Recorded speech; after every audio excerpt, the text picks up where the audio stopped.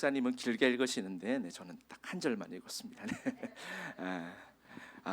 왜냐하면 이제 비슷한 사람들이 모인다고요. 담임 목사님도 설교가 길잖아요. 비슷해요. 그래서 죄송하고요.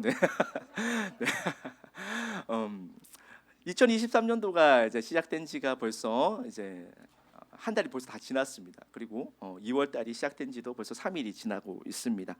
1월은 이제 기세 등등 기도회를 통해서 이제 하나님의 은혜가 우리 가운데 꽉꽉 이제 정말로 이제 더 이상 채워질 수 없을 정도로 채워졌잖아요. 그리고 또 우리 교회가 참 바쁘더라고요. 그렇게 기세 등등 기도회가 딱 지나고 나니까 이제 뭐가 있죠? 이번 주일에 공동의회가 있습니다. 여러분 놀라워요. 자, 거기에다가 단기 선교팀 몇 팀이나 나갔을까요? 이제 한 팀 나갔고 웨일즈 나가서 지금 이제 오늘부터 아마 본격적인 선교 일정이 시작된 걸로 알고 있습니다. 그리고 다음 주 수요일에 티르키에 출발합니다. 그리고 이제 또 일본도 출발합니다. 여기 일본 팀장도 우리 세현 형제님도 앉아 계시네요, 그죠? 우리 병유 집사님 티르키에 가시고. 그래요. 이게 참 우리가 참 많이 어떻게 보면 정말 바쁠 수 있습니다. 거기에다가 또 놀라운 사실이 있습니다. 청년부 수련회가 또 있어요. 2월 말에 2월 달 역시 너무나도 바쁩니다. 그래서 우리가 좀 어떻게 보면 왜 이렇게 바빠? 교회가 너무 바쁜 거 아니야? 이렇게 생각할 수도 있지만 여러분 믿음의 시각으로 한번 생각을 해보면요, 우리가 물리적으로 하나님의 은혜를 누릴 수 있는 시간이 많아지고 있어요? 적어지고 있어요? 설마 이게 여러분 이러시면 설교가 길어집니다. 한임 목사님한테 제가 많이 배웠어요. 저 뒤에 앉아가지고 제가 이런 것을 이런 게 노련미구나. 성도님들이 호응하면 계속해서 협박을 해서 성도님들 호응을 이끌어내고 제가 2달 정도 이제 설교를 쉬었잖아요. 제가 사역하고 나서 이렇게 항상 이제 설교를 3편에서 4편 정도 매주 준비하다가 제가 이제 이게 뒤에서 좀 쉬는 동안에 뭘 배웠겠습니까? 이런 것들 노련미. 어떻게 하면 우리 성도님과 함께 호흡할 수 있는가? 어떻게 하면 우리 성도님들과 함께 말씀 나눌 수 있는지를 열심히 공부를 했습니다. 그래서 여러분들이 호응을 안 해주시면 설교가 어떻게 된다? 더 길어진다. 그러면 오늘 집에 간다 못 간다? 못 갈 수도 있다. 그렇습니다. 그래서 하나님의 은혜를 누릴 수 있는 물리적인 시간이 참 많아지고 있음에 우리가 함께 좀 감사했으면 좋겠습니다. 그래서 너무 분주함에 쫓겨서 우리가 일에 쫓겨서 하나님의 은혜를 누리지 못하는 것이 아니라 오히려 하나님이 일하시는 시간들, 하나님의 은혜를 경험하는 시간들이 우리 가운데 점점 많아지고 있구나. 그래서 내가 그 은혜의 자리 가운데 있어야지, 내가 그 은혜의 자리 가운데 거해야지, 이렇게 마음을 고쳐먹는 은혜가 우리 가운데 있기를 소망합니다. 그래서 목사님이 말씀하시잖아요. 숙제가 아니라 뭐요? 축제. 그래요. 이게 우리 목사님의 장점이에요. 이게 말을 이렇게 바꾸는 언어의 마법사, 그죠? 숙제가 아니라 축제. 그래요. 우리 가운데 이 은혜의 축제의 시간이 2월 달에도 또 2023년도에도 계속해서 우리 가운데 계속해서 일어나기를 간절히 소망합니다. 제가 기쁨의 교회에서 사역을 시작한 지 이제 2달이 되었습니다. 2달 있으면서 제가 무슨 생각을 많이 했을까요? 우리 교회는 어떤 교회죠? 우리 교회? 그렇죠. 이제 잘 되네요. 자, 우리 교회 좋은 교회.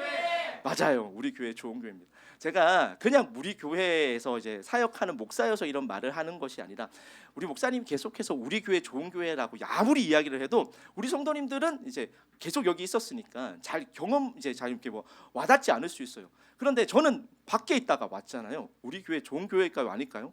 진짜 좋은 교회예요. 말도 안 되는 교회입니다. 여러분 기세 등등 기도회 며칠간 했어요? 20일. 가능한 일입니까?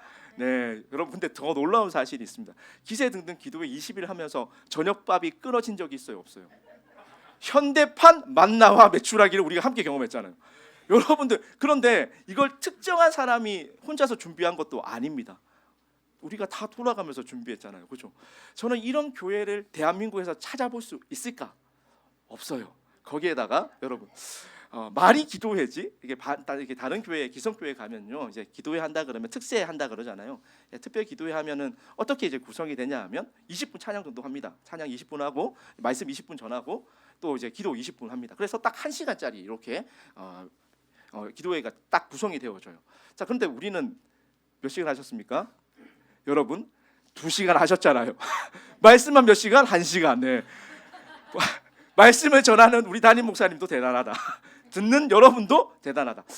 다른 교회에서 20분 넘어가면 성도님들 가운데서 뭐가 나올까요? 레이저가 나옵니다. 빨리 끝내라. 빨리 끝내라. 뭐 하냐? 지금 빨리 끝내야지. 막 이런 레이저가 막 나오는데 우리 교회 성도님들은 레이저를 쏘실까요? 안 쏘실까요? 전혀 쏘지 않습니다. 아마 포기하신 것 같아요. 다 이제 어차피 이제 끝날 때가 되면 끝나는구나. 네. 그래서 포기하신 것 같더라고요. 그래서 제가 이게 사실 말이 기도회지 20일 동안 우리가 뭐 한 거예요? 부흥회한 거잖아요. 정말로 성회를 한 것입니다. 이런 교회가 있을까? 없어요. 정말로 없어요. 제가 아무리 찾아보려고 해도 20일 동안 부흥회하는 교회는 우리 기쁨의 교회밖에는 없습니다. 거기에다가 지금 단기 선교팀 몇 팀 나가 있다고요? 3팀이요. 청년부 출석 인원이 한 60명 정도 되더라고요. 그죠? 60명 정도 되는데 단기 선교팀으로 나가는 청년들이 몇 명 정도 되시는지 아십니까? 20명. 3분의 1이 나가는 청년 출석 인원의 3분의 1이 선교 나가는 교회 있습니까? 대한민국에? 없어요. 네. 여러분들 정말로 좋은 교회에서 함께 우리가 신앙생활하고 있는 것을 여러분들이 꼭 기억하셨으면 좋겠습니다. 거기에다가 제가 이제 청년들 단기 선교 이렇게 준비하는 거 보니까 제가 뭐 도와준 게 있을까요? 하나도 없습니다. 그냥 기도해주고 하나 도와준 거 있어요. 바자회 할 때 좀 팔아줬습니다. 네. 팔아줬는데 그거 외에는 아무것도 없어요. 청년들이 자발적으로 단기 선교 준비하고 또 갔다 오고 교육자 따라갔어요? 안 따라갔어요? 저 남영 목사 저 뒤에 계시고 박신희 전사님 저기 계시고 우리 간사님 여기 계시고 우리 저기 전도사님도 저기 계시고 담임 목사님은 팀 수양관에 계시고 저는 여기 있고 그렇죠. 교육자들 아무도 따라가지 않는데도 자발적으로 선교가 되는 교회. 저는 우리 교회밖에 없는 것 같습니다. 그래서 또 이제 우리가 공동회의 준비하면서 계속해서 우리 교회가 가지고 있는 이 좋은 색깔들, 우리 교회가 가지고 있는 이 정체성을 잘 살려 나갔으면 좋겠습니다. 우리 교회 전체가 하나님의 뜻을 구하는 시간이잖아요. 그래서 하나님께서 우리 가운데 행하실 그 새로운 일들을 우리가 함께 기대하면서 우리가 정말로 숙제가 아닌 축제의 현장, 은혜의 축제의 현장이 바로 이 공동회의가 되어질 수 있도록 이제 남은 시간 얼마 안 남았습니다. 계속해서 기도해 주시고 또 우리가 교회를 함께 세워나가는 그 일 가운데 여러분들이 전심과 전력을 다해서 도와주셔서 함께 해주셔서 주님의 몸된 교회가 든든하게 세워지는 또 공동회의가 되어질 수 있도록 그렇게 도와주시는 그렇게 마음을 쏟아주시는 우리 성도님 되시기를 소망하고 축복합니다. 네, 이제 말씀을 전할 시간입니다. 네. 인사가 좀 길었죠. 네. 오늘 말씀은 제가 생각에 좀 어려울 수 있습니다. 쉽게 말해서 졸지 말라는 이야기입니다. 네. 자지 말라는 이야기예요. 왜요? 어려우면 이게 한번 잠깐 정신 놓았다가 이제 다시 돌아오면 무슨 말인지 모를 수 있습니다. 그래서 오늘은 논리적인 흐름이 되게 중요하니까 여러분들이 좀 하나님 말씀 가운데 우리가 좀 창념하는 그런 시간을 좀 가졌으면 좋겠습니다. 먼저 기도에 관해서 우리가 좀 복습을 좀 해 보았으면 좋겠는데 제가 한번 OX 문제를 하나 내 보도록 하겠습니다.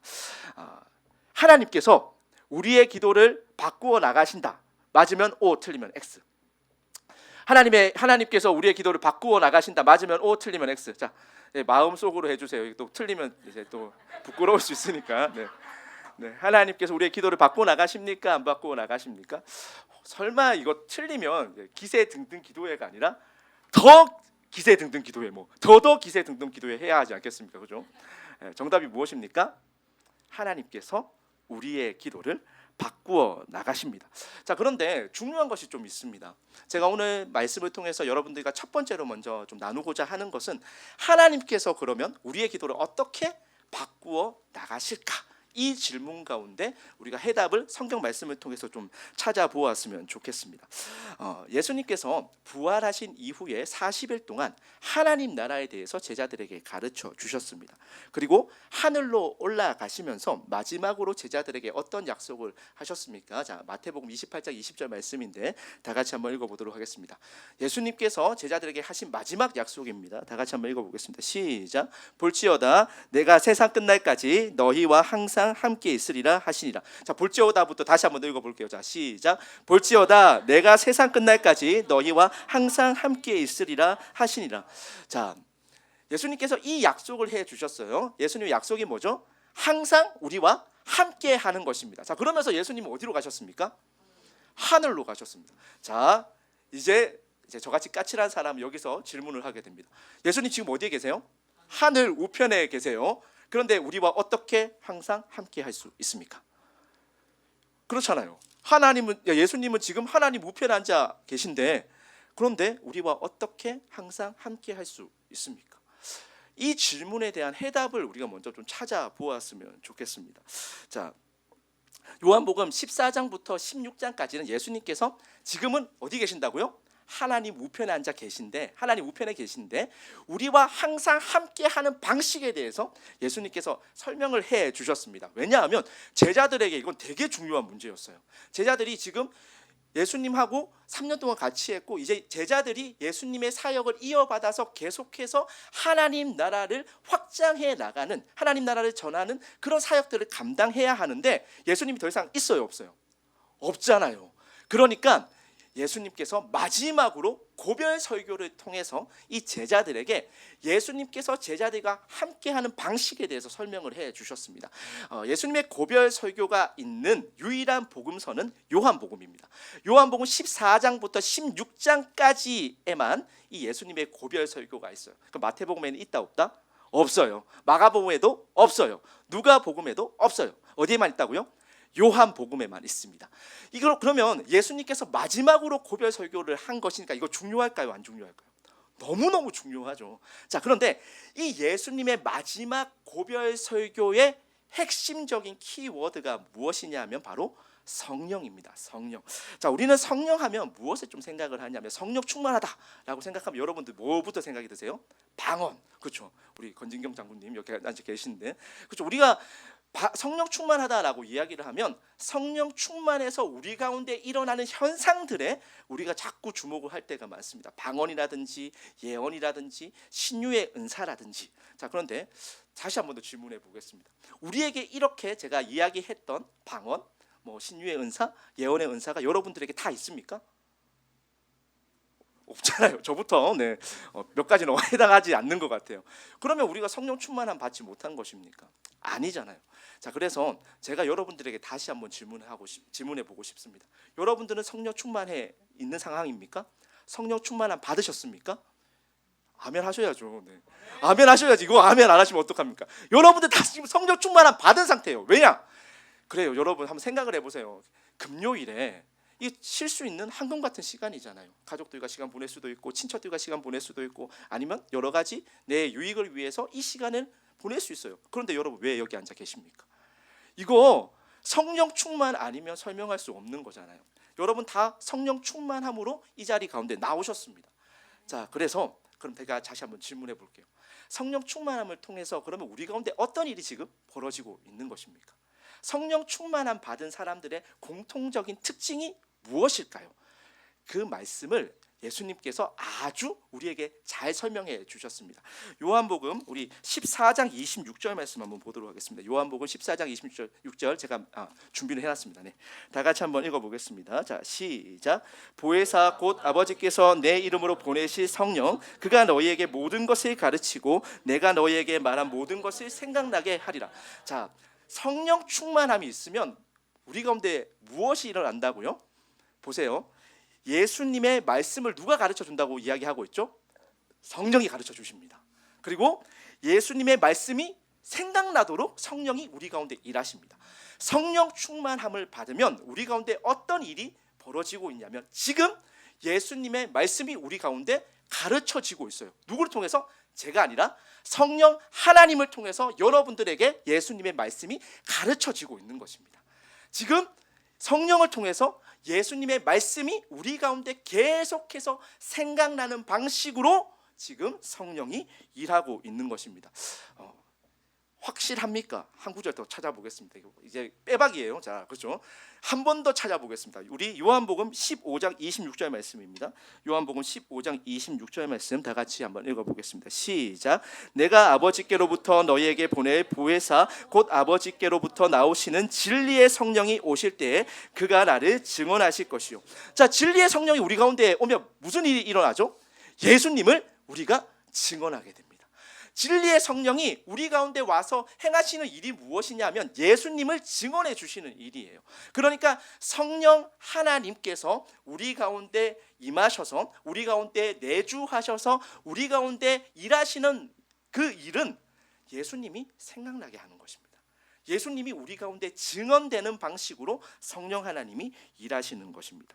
자, 그럼 다시 한번 더 질문을 한번 해 보겠습니다. 우리 모두 성령 충만합니까? 아멘. 그렇죠? 그럼 우리 가운데 다 똑같이 지금 무슨 일이 일어나는 거죠? 예수님의 말씀이 지금 우리 가운데 가르쳐지고 있습니다. 누굴 통해서? 성령 하나님을 통해서요. 예수님의 말씀이 우리 가운데 자꾸만 생각이 나요. 누굴 통해서? 우리 가운데 내주하고 계시는 성령 하나님을 통해서 우리 가운데 그런 일들이 일어나는 것입니다. 그럼 다시 이제 아까 제가 했던 질문이 있습니다. 예수님은 하나님 우편에 지금 계십니다. 자, 그런데 우리와 어떻게 항상 함께 할 수 있습니까? 성령 하나님을 통해서 예수님의 말씀이 시간과 공간을 초월해서 우리 가운데 계속 생각이 나는 거예요. 예수님의 가르침이 성령 하나님을 통해서 계속 우리 가운데 지금 가르쳐지고 있는 것이에요. 그러면 예수님께서 우리와 어떻게 함께 하시는 거죠? 말씀을 통해서 함께 하시는 것입니다. 물리적으로는 우리는 이 땅을 살아가고 있고 예수님은 하늘 우편에 있습니다. 계십니다.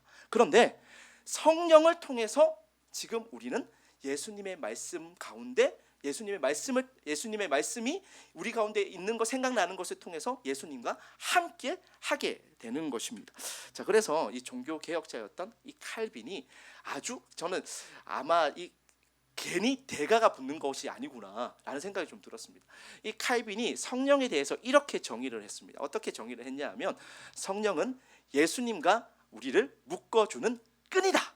어떻게 정의했다고요? 성령은 예수님과 우리를 묶어주는 뭐라고요? 끈이요. 그래서 성령을 통해서 우리가 예수님과 함께 묶이는 것입니다. 여러분 이인삼각 경기 다 아시죠? 그럼 어떻게 해야 될까요? 이인삼각 경기하면 이렇게 발을 묶잖아요, 그죠? 그래서 따로 갈 수 있어요, 없어요? 없어요. 성령 충만함을 받는다라는 것은 우리가 이제 말씀을 통해서 계속 예수님과 함께 하게 된다라는 것입니다. 말씀이라는 매개체를 통해서 우리는 예수님과 항상 함께 하게 되는 것입니다. 이것이 성령이 우리 가운데 일하시는 방식입니다. 자, 그러면 우리의 기도는 어떨까요? 자, 성령 충만하게 되면 우리가 기도하면서 누구의 가르침 받게 되는 거죠? 성령 충만하여 예수님의 가르침을 받게 되겠죠. 그죠? 그리고 나서 우리 계속해서 기도하다 보면 뭐가 생각나요? 예수님의 말씀이 계속해서 생각나게 됩니다. 자, 그러면 우리의 기도가 바뀔까요? 안 바뀔까요? 그래서 바뀌는 것입니다. 성령 충만함을 통해서 예수님의 말씀이 계속 생각이 나요. 예수님의 가르침이 계속해서 생각이 나요. 그래서 우리의 기도가 바뀌게 되는 것입니다. 안 바뀌는 것이 오히려 이상하죠. 예수님의 말씀으로 우리의 기도가 바뀌기 시작하는 것, 그것이 성령 충만을 통해서 우리가 경험하는 기도의 변화입니다. 나 중심의 기도의 생활이 이제는 예수님 중심으로 바뀌게 됩니다. 나의 인생에 국한된 그런 문제들 가운데서, 그런 인생의 문제들 가운데서 이제 점점 더 시각이 넓어지게 됩니다. 그래서 예수님이 바라보시는 그곳을 바라보게 되고, 예수님의 마음이 쏟아지는 그곳 가운데 우리의 마음이 쏟아지게 됩니다. 예수님의 눈물이 떨어지는 그곳 가운데 우리의 눈물이 떨어지게 되는 것입니다. 이것이 기도입니다. 저는 우리 모든 기쁨의 교회 성도님들이 성령 충만함을 통하여서 우리의 기도가 예수님 중심으로 전환되어지기를 간절히 소망하고 축복합니다. 이런 일들이 우리 가운데 있으면 얼마나 멋있을까요? 그죠? 저는 우리 교회가 정말로 성령 충만함을 통하여서 정말 다른 교회와는 다르게 예수님 중심의 기도를 할 수 있는, 그래서 하나님 나라를 우리가 강구하고 하나님 나라가 더욱더 확장되어지는 그 놀라운 비전들을 가지고 계속해서 기도할 수 있는, 정말로 하나님께서 이 시대 가운데 귀하게 사용되어지는 그런 교회가 되기를 소망합니다. 그래도 이제 이렇게 설교를 듣다 보면 이거 이론적으로 가능한 것 아닙니까? 항상 이제 이론은 완벽한데 이게 실제적으로 가능한가? 이런 질문들이 우리 가운데 들 수 있습니다. 그래서 성경에서 하나님께서 기도를 바꾸어 나가시는 이 대표적인 어떤 한 사람을 좀 살펴보려고 합니다. 그게 바로 오늘 우리가 살펴볼 본문의 주인공인 한나입니다. 한나 가정의 이야기를 좀 빠르게 한번 살펴보도록 하겠습니다. 한나는 어느 시대의 사람이었냐 하면 사사기 시대의 사람이었습니다. 이 사사기 시대는 어떤 시대죠? 악으로 만연해 있는 세상, 정말로 절망 오브 절망, 그러니까 절망인 세상이 바로 이 사사기 시대였어요. 그래서 그 사사기의 마지막 결론을 보면 그때 이스라엘의 왕이 없으므로 각자의 소견에 옳은 대로 행하는 시대, 지금 우리가 살아가고 있는 시대와 많이 흡사한 그 시대, 악이 흉흉한 그 시대 가운데 이 한나가 살았습니다. 더 이상 소망이 없는 그런 시대였습니다. 그런데 그 시대를 살아가는 한 가정의 이야기를 사무엘서가 시작하면서 우리에게 들려주고 있습니다. 그 가정이 바로 엘가나 가정이었습니다. 이 엘가나에게는 두 명의 아내가 있었어요. 첫 번째 아내가 누구냐 하면 바로 브닌나, 두 번째가 누구죠? 한나예요. 브닌나와 한나가 이 엘가나의 이 두 아내였습니다. 자, 그런데 이 브닌나에게는 자녀가 많아요, 적어요? 자녀가 많아요. 그렇죠? 근데 한나에게 자녀가 있어요, 없어요? 없어요. 자, 그런데 이 시대, 지금도 이제 아이를 못 낳으면은 이게 참 우리 가운데 서글픈 일이잖아요. 그런데 이 시대는 지금보다 더 했습니다. 왜냐하면 이스라엘 사람들에게 하나님께서 약속을 주셨어요. 무슨 약속이냐면 여자의 후손을 통해서 이스라엘 백성들을 구원해 주시겠다라는 하나님께서 확실한 약속을 주셨습니다. 그러면 여자의 후손이 있으려면 뭐가 있어야 돼요? 자녀가 있어야 되잖아요. 근데 자녀가 없으면 어떻게 되는 거죠? 이게 매우 난감한 상황이었고 이 때로는 저주의 대상이 되기도 했습니다. 그래서 이 자녀가 없는 것은 때로는 저주와도 같게 여겨졌기 때문에 이 한나가 당했을 그 아픔, 그 슬픔, 고통은 우리가 생각하는 것보다 훨씬 더 심했을 것이라고 생각합니다. 자, 그런데 이것만으로도 되게 서글프잖아요. 그런데 이 엘가나가 제사를 들고 나가지고 이 재물을 이렇게 나누게 되는데 이 브닌나는 자녀가 많으니까 많이 줬을까요? 적게 줬을까요? 그냥 엄청 많이 줬습니다. 근데 이 한나에게는 딱 한 사람의 목만 주는 거예요. 이 5절 말씀을 보면 이 갑절을 주었다라고 이제 번역되어져 있는데 대부분의 신학자들은 이것을 잘못 번역된 것이라고 생각하고 있습니다. 대표적으로 작년에 우리 청년부 수련회 오셨던 이제 원데이 수련회 오셨던 김지창 교수님 같은 경우에는 이것을 한 사람의 몫으로 번역을 하고 있습니다. 자, 다시 한번 더 생각해 보겠습니다. 자녀가 있어요, 없어요? 자녀가 없어요. 그래서 사람들은 한나를 보고 수군수군대요. 저주받았다. 이렇게 수군대는 것만으로도 매우 서글프고 매우 서러운 그런 상황입니다. 그런데 자신에게 돌아오는 목도 지금 한 사람의 목밖에 없는 거예요. 반면에 브닌나는 어때요? 많이 가져가고 있어요. 이거 보면서 섭섭하지 않은 사람 있겠습니까? 이거 보면서 서글퍼지지 않을 사람 있겠습니까? 거기에다가 하나가 더 있습니다. 브닌나가 한나의 염장을 계속해서 찌릅니다. 뒤집기 시작을 합니다. 사무엘상 1장 6절 말씀을 보면 여호와께서 그에게 임신하지 못하게 하심으로 그의 적수인 브닌나가 그를 심히 격분하게 하여 괴롭게 하더라. 이렇게 기록을 하고 있습니다. 저는 이제 제가 성경을 되게 재밌어하는 성경 덕후인데 이런 것 때문에 제가 성경을 놓을 수가 없어요. 보세요. 한나의 적수라고 표현을 하고 있습니다. 그죠? 브닌나는 보다 한나의 적수다. 네, 대놓고 지금 적이라고 이야기를 하고 있습니다. 그런데 그 적수인 브닌나가 한나에게 어떻게 하고 있습니까? 심히 격분을 시키고 있대요. 그래서 한나를 괴롭게 만들고 있습니다. 여러분, 이게 개역 개정으로 보면 이 표현이 좀 맛이 좀 안 살아요. 격분하다, 이게 무슨 말이냐면 천둥 번개가 치다라는 말이에요. 격분하다. 그 브닌나가 한나에게 너 자식 없지, 너 자녀 없지 놀리는 겁니다. 그럼 이걸 들을 때마다 지금 한나가 어떻다고요? 한나의 마음 가운데 천둥 번개가 치고 있는 거예요. 얼마나 속이 상합니까? 이 말을 들을 때마다 이게 한 번이었겠습니까? 계속 진행형 들을 때마다 속이 뒤집어지는 거예요. 속이 너무 아픈 거예요. 처음에는 화도 났다가 분노했다가 집에 돌아와서 가만히 생각해 보니까 너무 서글프잖아요. 거기에다가 한나는 기도하는 사람입니까? 기도하지 않는 사람입니까? 기도하는 사람이에요. 기도하는 하나님의 백성임에도 불구하고 자녀가 없는 거예요. 얼마나 속이 상합니까? 우리 가운데도 이런 일들이 일어날 수 있는 것 아니겠습니까? 그래서 한나가 할 수 있는 게 뭐죠? 그러니까 기도밖에 없어요. 자, 우리 1장 10절 말씀 다 같이 한번 읽어보겠습니다. 1장 10절 말씀 다 같이 한번 읽어볼게요. 자, 시작. 한나가 마음이 괴로워서 여호와께 기도하고 통곡하며.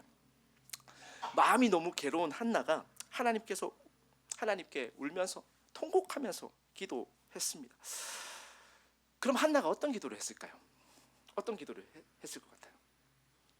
자녀 달라고 기도하지 않았겠습니까? 임신하게 해달라고 그렇게 기도하지 않았겠습니까? 담임 목사님께서 기세 등등 기도회를 통하여서 기도의 퀄리티가 중요한 것이 아니라 기도의 퀀티티가 중요하다라는 이야기를 참 많이 하셨습니다. 제가 저 뒤에서 그냥 좀 많이 듣기로는 좀 가장하면 10,000번 정도 하셨다. 그죠? 엄청 많이 하셨어요. 퀄리티가 아니라 퀀티티다.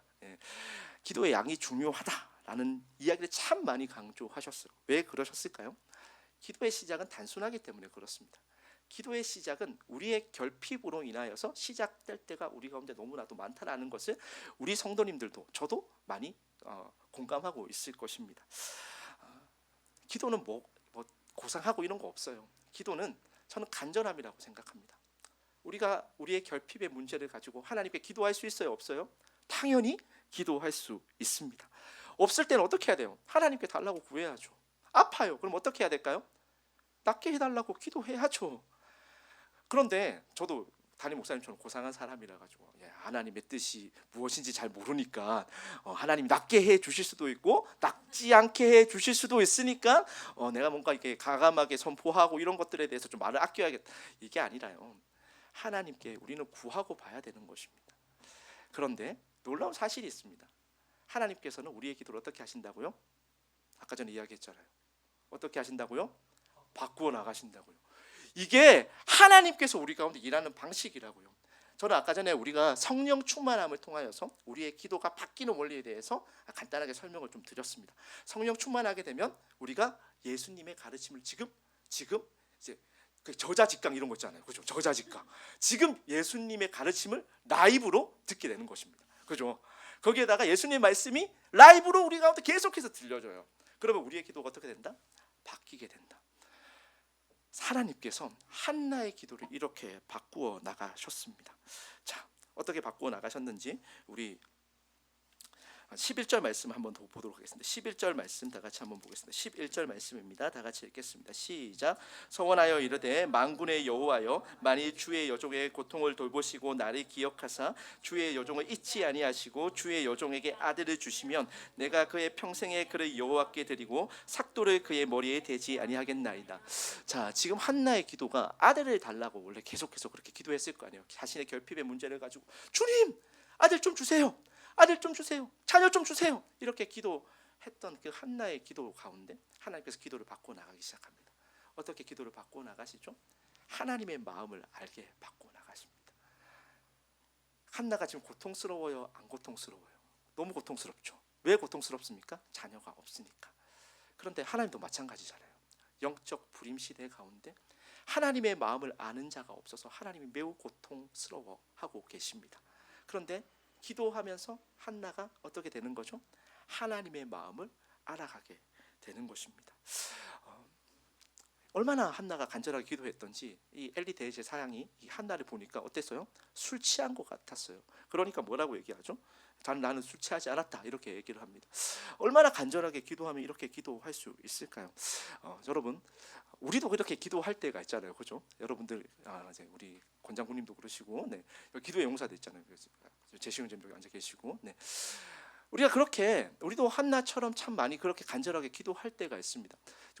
우리가 기도하는 그 모습을 세상 사람들이 보면 뭐라고 얘기할까요? 좀 맞아요. 전문용어로 미쳤다 그러죠.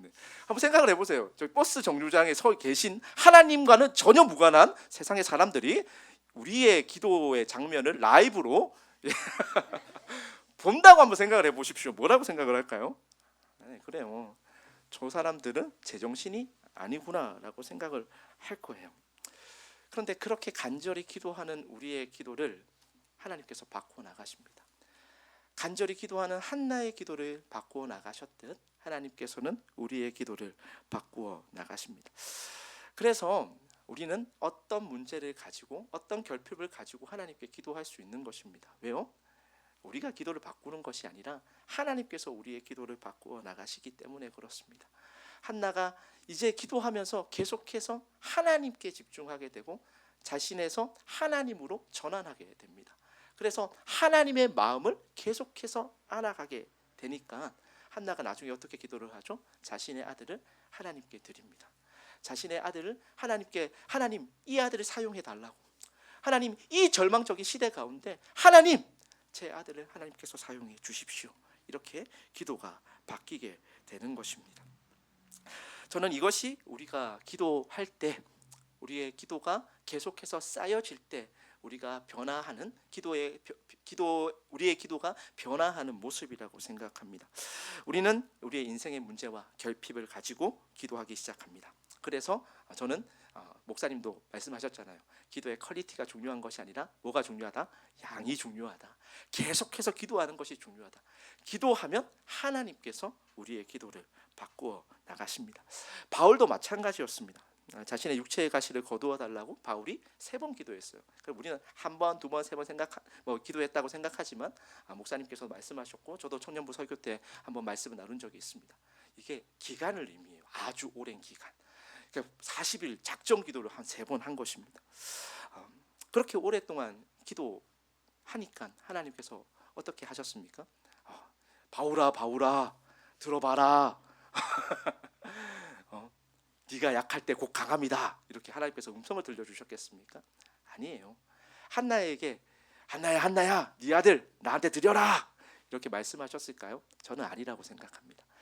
우리가 기도하다가 여러분들 다 그런 경험 하셨잖아요. 기도하다 보면은 우리가 자꾸 이 세상 가운데, 이 세상의 문제 가운데 우리가 기도했는데 자꾸 우리의 시각이 하늘로 향하게 됩니다. 그래서 하나님의 마음을 자꾸 알아가게 되고 자꾸 그래서 우리의 기도의 중심이 하나님으로 바뀌게 되는 것을 여러분들도 많이 경험했을 것이라고 생각합니다. 하나님의 음성이 직접 들리는 것이 아니라 계속해서 성령 충만함을 통하여서 예수님의 말씀이 우리 가운데 지금 가르쳐지고 있고 예수님의 말씀이 우리 가운데 지금 생각나는 방식을 통하여서 우리의 기도가 바뀌게 되는 것이고, 그래서 우리의 기도가 개인의 문제에서 벗어나서 우리의 기도가 확장되는 것이고, 그래서 우리가 시대를 위해서 기도할 수 있게 되는 것이고 하나님 나라를 위해서 기도할 수 있게 되는 것입니다. 이렇게 기도하는 것이 하나님 앞에서 하나님과 심정을 통한 기도 아니겠습니까? 오늘 우리가 함께 기도할 때 하나님 앞에서 우리의 심정이 하나님과 통하는 그런 기도를 할 수 있는 우리 모든 기쁨의 교회 성도님들 되시기를 소망하고 축복합니다. 이렇게 설교가 끝나면 얼마나 좋겠습니까? 이제 딱 절반 왔습니다. 네. 본문은 아직 읽지도 않았어요. 네. 제가 길다 그랬잖아요, 그죠? 네. 비슷한 사람들끼리 모여가지고. 그런데 오늘 지금까지 한 이야기는 어떻게 보면 좀 원론적인 이야기였습니다. 그리고 저는 지금부터 여러분들과 함께 나눌 이 사무엘상 2장 말씀을 통하여서 우리의 기도의 근거가 무엇인지 다시 한 번 더 살피고 우리의 기도의 방향성, 또 우리의 기도가 궁극적으로 향해야 하는 그 목적에 대한 이야기들을 좀 함께 나누고자 합니다. 한나가 사무엘을 낳은 이후에 감사의 기도를 드렸습니다. 그리고 그 감사의 기도가 오늘 우리가 살펴볼 이 사무엘상 2장 말씀입니다. 그리고 이 사무엘상 2장을 우리는 한나의 노래라고 부르기도 합니다. 한나의 노래가 어떻게 시작되는지 우리 1절 말씀을 다 같이 한번 보도록 하겠습니다. 1절 말씀입니다. 우리 사무엘상 2장 1절 말씀 다 같이 한번 보겠습니다. 함께 읽겠습니다. 시작. 한나가 기도하여 이르되 내 마음이 여호와로 말미암아 즐거워하며 내 뿔이 여호와로 말미암아 높아졌으며 내 입이 내 원수들을 향하여 크게 열렸으니 이는 내가 주의 구원으로 말미암아 기뻐함이니이다. 하나님께서 한나의 기도에 응답하셨습니다. 그래서 낳은 아들의 이름이 뭐죠? 사무엘입니다. 사무엘이라는 이 이름은 하나님의 이름이라는 뜻이에요. 그러니까 하나님의 이름이 사라진 시대 가운데 지금 하나님께서 한나의 기도를 들으시고 하나님의 이름을 새겨 놓을 수 있는 그 한 사람을 세우셨습니다. 그게 바로 사무엘이었습니다. 한나가 이 사무엘을 놓고 나서 이 얼마나 기뻤겠습니까? 이제 적수인 브린나에게 할 말이 생겼어요, 안 생겼어요? 생겼죠. 그러니까 한나가 너무 좋아가지고 어떻게 지금 고백을 하고 있습니까? 내 원수들을 향하여 내 입이 크게 열렸다. 할 말이 생겼다라는 말이죠, 네, 그죠? 이는 내가 주의 구원으로 말미암아 기뻐함이니이다. 기쁨, 감사. 이게 한나의 노래의 그 핵심적인 어떤 심상이라고 할 수 있지 않겠습니까? 그리고 나서 하나님은 어떻게 지금 노래하고 있는지 좀 살펴봐야 되는데, 우리 2절 말씀 보니까 한나가 너무 좋아요. 너무 기뻐요. 막 진짜 이게 너무 기뻐가지고, 여러분 그 얼마 전에 우리가 그 월드컵 때 이제 그 포르투갈을 역전해서 이기는 그 경기 좀 다 기억하시죠? 그때 여러분들 어떠셨습니까? 난리가 났잖아요. 그때 그거 보면서 잘했네. 황희찬 너무 멋있어. 이러면 우리나라 국민이 아닌 거죠, 그렇죠? 포르투갈 국민이면 모를까, 네, 그렇죠. 다 와 이러잖아요. 지금 그런 어떤 기분입니다. 그런 느낌으로 이 한나의 노래를 읽어주셔야 돼요. 자, 그럼 한나가 하나님을 어떻게 지금 고백하고 있습니까? 우리 2절 말씀 보겠습니다. 2절 말씀 다 같이 한번 읽어볼까요? 시작. 여호와와 같이 거룩하신 이가 없으시니 이는 주밖에 다른 이가 없고 우리 하나님 같은 반석도 없으심이니이다. 자, 지금 이 한나가 하나님을 어떻게 지금 고백하고 있습니까? 뭐라고 고백하고 있죠? 뭐라고 고백하고 있어요? 하나님은 어떤 분이다? 거룩하신 분이다. 그죠? 자, 여러분, 이게 오늘의 핵심 키워드입니다. 거룩하신 하나님. 하나님은 거룩하신 하나님이다라는 것은 우리 모두가 알아요, 몰라요? 당연히 알고 있습니다. 자, 그러면 다시 묻겠습니다. 그럼 거룩하신 하나님 뜻이 뭡니까? 거룩하신 하나님 뜻이 뭐예요? 우리 다 알고 있는 이야기잖아요. 하나님은 거룩하시다라는 거 여기 모르는 사람 아무도 없어요. 그러면 뜻이 뭡니까? 우리가 거룩이라는 말을 딱 떠올리면 우리는 본능적으로 이제 교회 다니는 이제 연차가 많잖아요. 교회에서 교회밥을 많이 먹었다는 이야기잖아요. 네, 그러면 거룩이라는 말을 들으면 무슨 생각이 날까요? 구별하다. 거룩은 구별되다라는 것으로 우리가 이 거룩의 뜻을 알고 있습니다. 자, 그래서 거룩하신 하나님이라고 할 때는 구별되는 하나님이라고 바꾸어서 말을 해도 사실 의미가 통하는 것입니다. 자, 그러고 나서 2절을 좀 볼게요. 2절 하반절을 좀 보니까 거룩하신 하나님에 대해서 풀어서 설명을 해주고 있습니다. 주밖에 다른 이가 있다 없다? 없다. 우리 하나님 같은 반석이 있다 없다? 없다. 이 말이 뭐예요? 하나님은 다른 신들과 구별된다라는 이야기 아닙니까? 하나님과 같은 반석을 가진 신이 있다 없다? 없다라는 이야기예요. 하나님만이 유일한 신이다. 하나님은 다른 세상의 신들과는 구별된다라는 이야기를 2절에서 풀어서 설명을 해주고 있습니다. 자, 그러면 다시 한 번 더 질문을 해볼게요. 하나님과 다른 신들은 왜 구별됩니까? 왜 하나님은 다른 신들과 구별되는 유일한 신이십니까? 이걸 알아야 되겠죠, 그죠? 오늘 제가 여러분들과 같이 말씀을 좀 같이 나누고 같이 좀 초점을 맞추고자 하는 것은 왜 하나님께서 거룩하신 분일까? 왜 하나님은 다른 신들과 구별되는 신일까? 이 부분입니다. 자, 이 부분을 좀 우리가 말씀을 통해서 살펴봐야 되는데 4절부터 8절까지 한나가 왜 하나님께서 거룩하신 하나님인지를 풀어서 노래를 하고 있습니다. 자, 그래서 한 절씩 읽어 나갈 텐데 그냥 멍 때리면서 읽어 나가면 무슨 의미인지 안다 모른다? 몰라요. 제가 이제 목사님이 이제 한 절씩 읽어 나가잖아요. 그러면 저 뒤에 앉아 계신 성도님들 중에 몇몇 분들은 멍을 때려요. 그러면 무슨 말인지 알까요, 모를까요? 절대 모릅니다. 자, 그래서 제가 여러분들에게 읽어 나갈 때 좀 팁을 드리고자 합니다. 제가 한 절 여러분들께서 한 절 이렇게 읽을 텐데 뭐에 좀 포커스를 가지고 좀 읽어야 하냐 하면요, 이게 대조가 되고 있어요. 그 대조가 되는 것을 찾아내는 것, 그리고 대조가 어떤 이미지를 우리 가운데 그려주고 있는지를 여러분들이 생각을 하면서 읽어보시면 좋을 것 같습니다. 제가 그러면 팁을 드렸으니까 이제 한번 4절을 읽어보겠습니다. 4절부터 읽겠습니다. 용사의 활은 꺾이고 넘어진 자는 힘으로 띠를 띠도다. 네.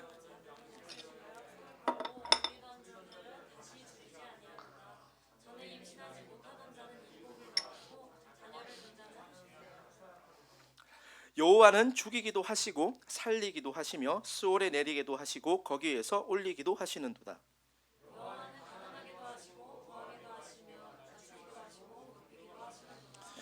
다 같이 한번 읽어볼까요? 가난한 자를 진토에서 일으키시며 빈궁한 자를 거름더미에서 올리사 기죽들과 함께 앉게 하시며 영광의 자리를 차지하게 하시는도다. 땅의 기둥들은 여호와의 것이라 여호와께서 세계를 그것들을 위해. 자, 대조의 이미지가 좀 그려지십니까? 4절 볼게요. 4절부터 이제 한 절씩 좀 띄워주세요. 자, 용사는 어떻게 됩니까? 용사는 활이 꺾여요. 그렇죠? 이게 내려가는 이미지죠. 자, 반면에 넘어지는 자는 어떻게 돼요? 힘을 띠게 됩니다. 올라가는 이미지죠. 자, 5절 볼게요. 5절 보니까 풍족하는 자는 어떻게 돼요? 양식이 없어져요. 그래서 품을 팔게 됩니다. 하강의 이미지, 그죠? 자, 그런데 굶주렸던 자는 어떻게 됩니까? 다시 줄이지 않게 돼요. 상승의 이미지 계속해서 지금 이게 대조의 이미지가 그려지고 있죠. 임신 못하던 자는 어떻게 돼요? 7을 낳게 된대요. 상승의 이미지. 반면 많은 자녀를 둔 사람은 어떻게 되죠? 세약하게 됩니다. 그죠? 6절에 보니까 하나님은 우리를 어떻게 해요? 죽이기도 하시지만 또 살리기도 하세요. 또 수월에 내리기도 하시지만 수월에서 올리기도 하십니다. 계속해서 대조의 이미지가 4절, 5절, 6절에 계속해서 이어지고 있고 7절에 보니까 하나님은 우리를 가난하게도 하시고 낮추기도 하시지만 또 어떤 사람들을 부하게 만드세요. 또 높이십니다. 또 8절에 보니까 가난한 자를 어떻게 해요? 진토에서 일으키세요. 빈곤한 자들에게 하나님께서 영광의 자리를 주십니다. 계속해서 대조가 되고 있다라는 것을 이제 쉽게 발견할 수 있을 것입니다. 높은 자는 낮아질 수 있고요. 하나님께서 어떤 사람들은 낮은 자지만 높여 주십니다. 한나의 가정에서 원래 높은 사람은 누구였습니까? 브린나였어요. 그죠? 자녀가 많았잖아요. 그래서 큰 소리 내서 한나의 염장을 뒤집는, 그 한나의 마음 가운데 천둥 번개를 칠 수 있는 아주 높은 위치에 있는 포지션에 있는 사람이었습니다. 근데 하나님께서 어떻게 하신다고요? 이 브린나를 낮추세요. 반면에 자녀가 없었어요. 그래서 너무 서글픈 인생을 살아가고 있던 한나를 어떻게 하죠? 하나님께서 높이시는 것을 우리가 볼 수 있습니다. 여러분, 지금 우리가 읽었던 이 이야기를 좀 한 단어로 좀 생각을 하면 뭐죠? 역전입니다. 역전. 그죠? 역전. 지는 게임을 하나님께서 이기게 만들어 주시는 것입니다. 아무 소망이 없던 자들에게 하나님께서 소망을 주시는 것입니다. 세상에서 모든 것을 다 가졌다 하는 그 자를 하나님께서 낮추시는 것입니다. 이 위대한 역전이 우리 가운데 있기 때문에, 위대한 역전을 행하시는 분이 누구다? 하나님이시기 때문에 하나님을 한나가 어떻게 고백하고 있다고요? 거룩하신 하나님이라고 고백하고 있는 것입니다. 정리를 한번 더 해보겠습니다. 하나님은 어떤 분이시죠? 한나의 노래에 의하면 거룩하신 하나님입니다. 왜 거룩하십니까? 하나님께서는 다른 신들과 구별돼요. 왜요? 하나님께서는 위대한 역전을 우리 가운데 이루어내시는 분이기 때문에 하나님은 거룩하신 분인 것입니다. 하나님이 거룩하신 이유는 인간이 스스로 만들어낸 신, 인간이 스스로 만들어낸 그 우상들은 이런 위대한 역전을 행할 수 있습니까? 없어요. 하지만 우리 하나님께서는 역사를 주관하시고 지금도 역사를 주관하시고 우주 만물을 다스리시고 낮은 자를 높이기도 하시고 높이 있는 자를 낮추기도 하시고 또 높이 있는 자를 죽이기도 하시고 아무런 소망이 없는 자를 살리시고 또 영광의 자리 가운데 앉게 하시는 분이 하나님이기 때문에 하나님은 거룩하신 분이신 것입니다. 왜 우리가 하나님께 기도할 수 있습니까? 하나님께서 지금 살아 계셔서 우리 가운데 위대한 역전을 행하시기 때문에 그렇습니다. 하나님이 살아서 우리 가운데 이러한 위대한 역전을 이루어내는 분이시기 때문에 우리는 하나님 앞에서 예배하고 또 기도하는 이 일이 무의미하지 않습니다. 우리는 지금 하나님의 역사를 살아가는 자들이기 때문에 이 시간은 하나님 나라의 이야기를 써내려가는, 하나님의 위대한 역전을 경험하는 아주 고귀한 시간이 되는 것입니다. 한나는 이 기도의 변화를 통하여서 역사를 주관하시는 분이, 진정으로 이 땅을 다스리는 분이 바로 하나님이다라는 것을 깊이 있게 알아가게 되었습니다. 그래서 이것을 기쁨과 감사로 노래하고 있습니다. 재미있는 점이 있습니다. 이 노래를 살펴보면 한나가 아들을 출산하게 되어서 기쁘다라고 노래하는 부분이 나옵니까? 안 나옵니까? 나오긴 해요. 이제 아까 전에 그렇죠. 이제 자녀가 없던 자들이 이제 다시 이게 상승 이미지가 딱 한 구절 나왔습니다. 그런데 대부분의 심상을 보면, 대부분의 이 노래를 살펴보면 지금 자신이 개인의 기쁨을 노래하고 있는 것입니까? 아니면 위대하신 하나님을 노래하고 있는 것입니까? 위대하신 하나님을 노래하고 있는 것입니다. 담임 목사님이 요즘 찬양이 개인적 찬양 또 골방의 찬양에서 뭐 부르는 것에 대해서 많이 안타까움을 표현하셨습니다. 그래서 문 플러스 라이트 이제 나와가지고 유튜브 그 찬양에 대해서 이제 한 번씩 이야기도 하시고 그러셨잖아요, 그죠? 저도 많이 공감을 했습니다. 진정한 신앙은 위대하고 거룩하신 하나님을 알아가게 되는 것입니다. 물론 하나님을 개인적 차원에서 기뻐하고 또 감사할 수 있습니다. 그런데 한나의 노래는 이를 넘어서 우주적 차원에서 모든 시간과 또 공간 속에서 역사의 주관자 되시는 하나님을 기뻐하고 감사하고 있습니다. 저는 이 한나의 노래가 제시하고 있는 이 위대한 비전을 잃어버리지 않기를 소망합니다. 또 재미있는 것이 또 있습니다. 한나가 사무엘을 낳고 기뻐서 감사해서 부른 이 노래가 한나의 개인의 이야기에서 머무르는 것이 아니라 사무에서 전체를 간통하는 이야기가 되고, 아니 우리에게도 그대로 적용되고 있는 이야기라는 것이 너무너무 놀랍고 너무너무 재미있는 사실입니다. 우리가 개인의 결핍을 가지고 기도합니다. 그래서 인생의 문제를 가지고 기도합니다. 그런 가정 가운데서 우리는 성령 하나님을 통해서 예수님의 말씀에 집중하게 되고 우리의 기도가 바뀌게 되고, 그래서 결국에는 위대하고 거룩하신 하나님과 깊이 교제하게 됩니다. 그래서 우리 개인의 문제로 시작된 기도는 결국 우리의 개인에 머무는 것이 아니라 한나의 노래를 보면 어떻게까지 발전하고 있다고요? 우주적 차원에까지 발전을 하고 있다고요. 역사를 간통하는 노래가 되고 있다라는 것을 한나의 노래가 우리에게 보여주고 있는 것입니다. 그러면 지금 우리가 하는 이 기도가 우리 개인의 차원에서 머무르는 기도가 더 이상 아닌 거예요. 성령이 우리의 기도를 어떻게 바꾸어 나가신다고요? 예수님 중심으로 바꾸어 나가세요. 그리고 우리의 기도가 어떻게 되는 거예요? 이제는 우주적 차원의 기도로 발전하게 되는 것입니다. 전환되는 것입니다. 역사를 간통하는 기도가 되는 것이고, 그래서 우리가 기도하면서 우리가 감사의 찬양을 부르는 그 찬양의 고백 역시 어떻게 되는 거죠? 역사를 간통하는 노래가 되는 것입니다. 저는 이게 성경에서 말하고 있는 정말로 하나님의 백성들이 누리는 기도의 유익이라고 생각합니다. 우리는 그냥 우리의 문제를 가지고 기도할 때가 너무 많아요. 그런데 하나님께서 이 기도를 사용하셔서 우주적 차원으로 전환을 시켜주시는 것입니다. 역사를 간통하는 기도로 사용하는 것입니다. 이게 얼마나 놀라운 일입니까? 저는 이 위대한 하나님의 역사가 지금 여러분 한 분 한 분 가운데서 우리의 기도를 통해서 지금 이루어지고 있다는 이 사실이 너무나 놀라운 것입니다. 저는 이 비전이 여러분 가운데 사그라들지 않았으면 좋겠어요. 우리의 기도가 행해야 하는 목적이 무엇인지 계속해서 여러분들이 바라보셨으면 좋겠습니다. 엘리 제사장과 이 사무엘을 보면 엘리 대제사장은 제사장 중에 대제사장이었습니다. 그런데 그의 가정이 어떻게 됩니까? 그의 가정 홈리와 비느하스가 전쟁 나가서 죽습니다. 하나님께서 낮추세요. 그런데 반면에 사무엘 작은 헌신에서 시작됐잖아요. 작은 서원에서 시작됐잖아요. 근데 이 사무엘이 어떻게 됩니까? 사사기 시대에 빛을 비추는 한 사람으로 세워지는 것입니다. 다윗과 골리앗도 마찬가지죠. 다윗 뭐 있습니까? 없잖아요. 그래서 세운 형제님보다 아마 작았을 것이라고 생각되어지는데, 그 세운 형제님보다 작은 그 다윗이 하나님께서 사용하시니까 어떻게 되죠? 정말로 세상에서 모든 스펙을 다 갖추었다고 생각하는 그 골리앗을 무찌르지 않았습니까? 사울과 다윗을 한번 생각해 보십시오. 사울도 하나님께서 베냐민 지파의 작은 자로 남아 있을 때는 하나님께서 그 사울을 높이셨어요. 하지만 하나님 앞에서 하나님의 말씀의 소리를 떠나서 교만하자 하나님께서 사울을 낮추십니다. 그런데 다윗은 어떻게 합니까? 정말로 그 이세 아들 중에 막내 아들, 아무것도 볼품없는 그 초라한 아들을 하나님께서는 하나님의 약속을 이루어 나가는 통로로 사용하고 있다는 것입니다.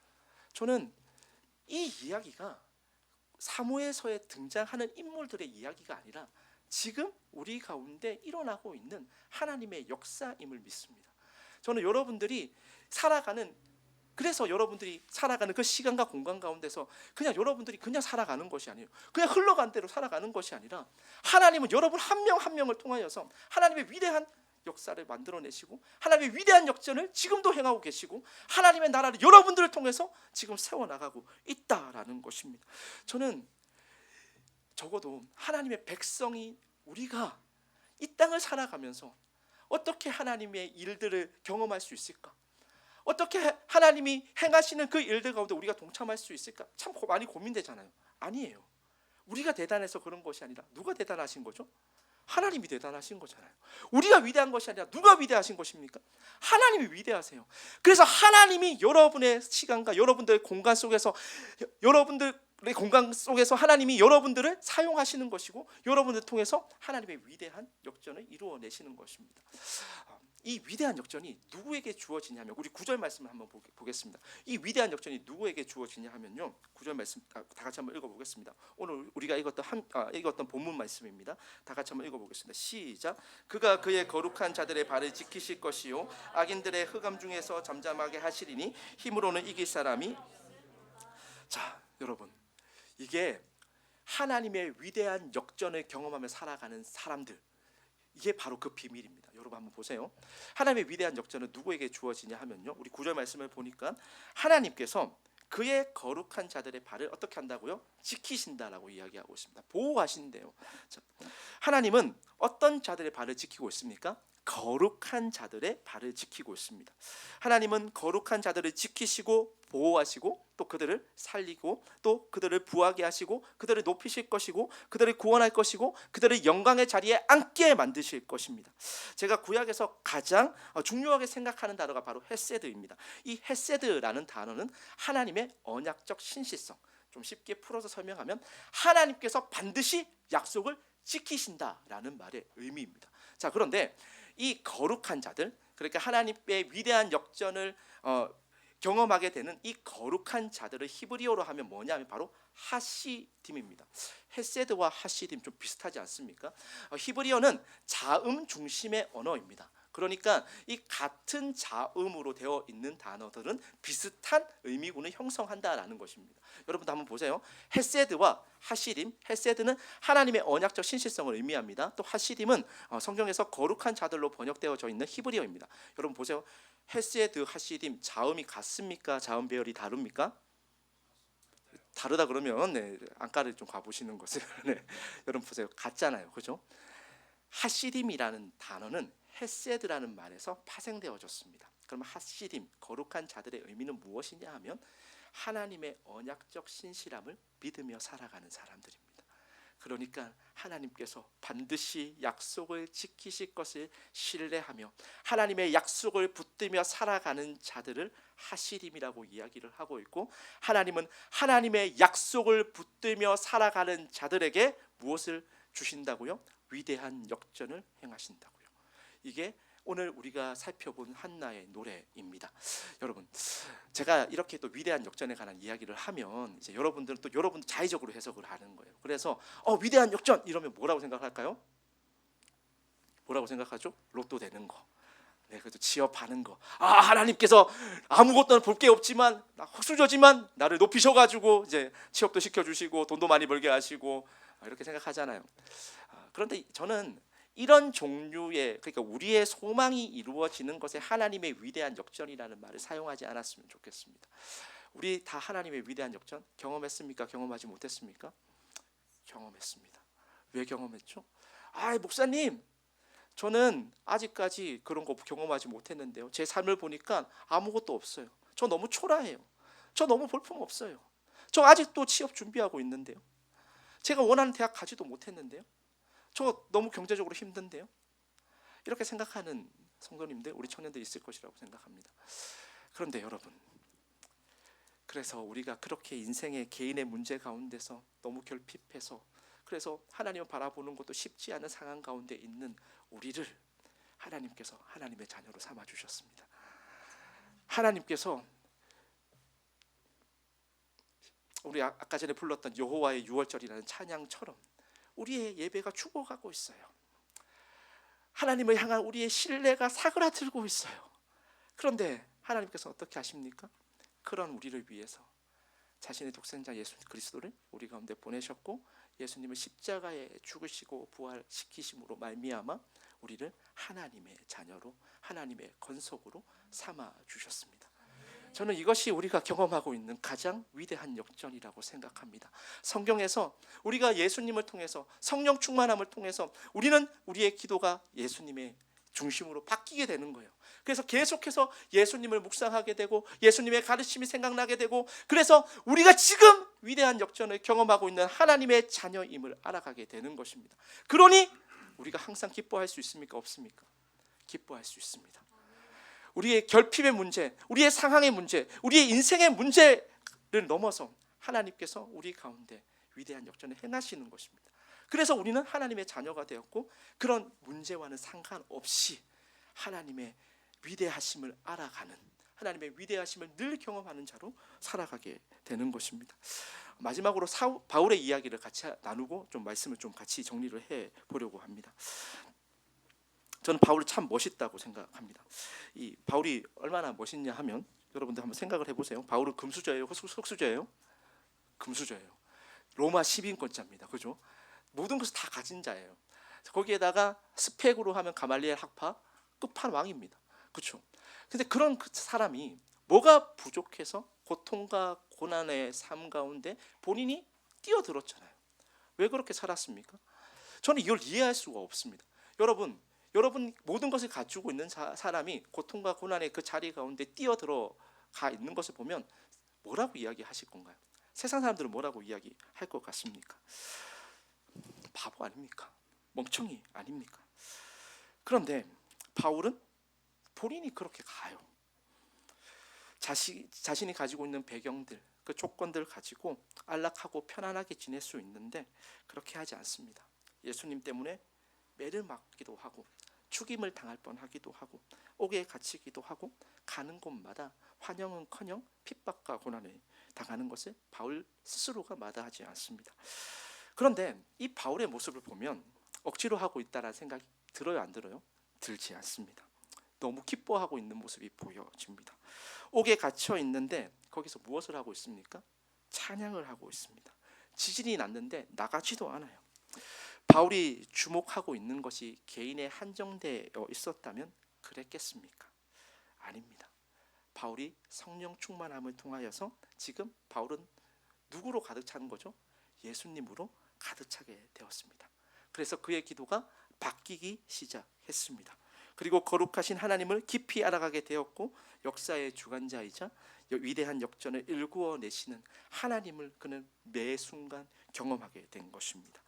거룩하신 하나님을 주목하며 반드시 약속을 지키시는 하나님을 신뢰했기 때문에 온갖 고통과 고난 속에서 그는 기꺼이 하나님의 역사 가운데 서 있는 것을 기쁨으로 기꺼이 감당할 수 있었던 것입니다. 그래서 그가 고린도후서 6장에서 이렇게 진짜 멋있는 고백을 합니다. 이게 저는 압권이라고 생각을 해요.